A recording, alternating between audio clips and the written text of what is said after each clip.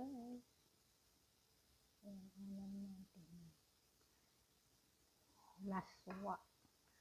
Nilagang okra at saka pusa.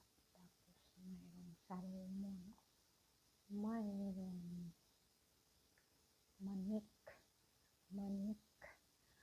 Mayroong higop tayong sabaw para lumakas tayo. Ayan yung sabaw.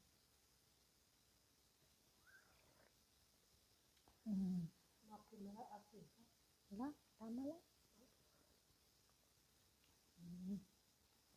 Lasang gulay. Walang bitsin yan. Talagang asin. Pinakuluan lang sa sibuyas, kamatis, luya, bawang. Yun ang uso sa sinauna, kaya humaba ang buhay ng ating mga